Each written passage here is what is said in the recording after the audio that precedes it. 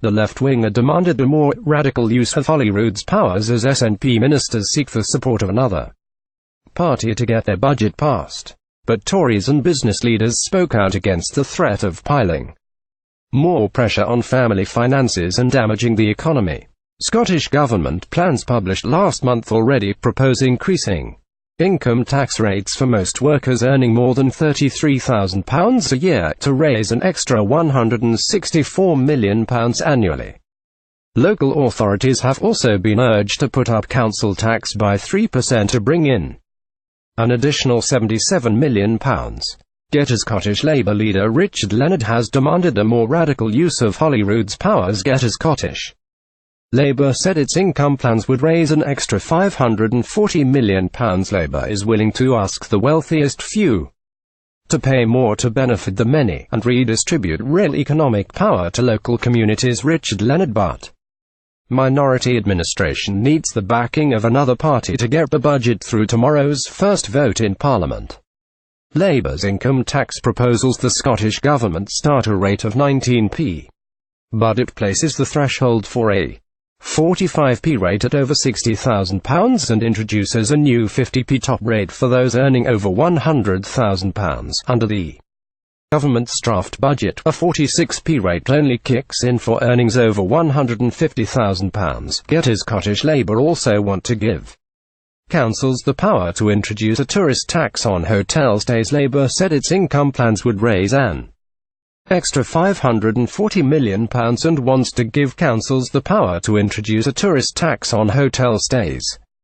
The party has also resurrected a tax on off-licenses and pubs, which could see alcohol prices rise. The social responsibility levy would force shops, pubs and restaurants which sell alcohol to pay up to hundreds of thousands of pounds a year more. Mr. Leonard said Labour is willing to ask the wealthiest few to pay more to benefit the many, and redistribute real economic power to local communities.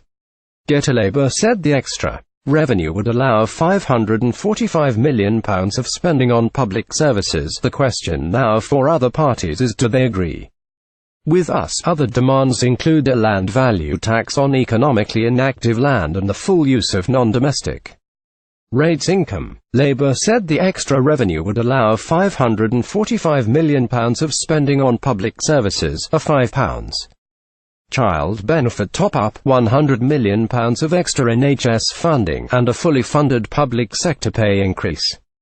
But Scottish Tory finance spokesman Murdo Fraser said Richard Leonard will have worn out the letters T.A.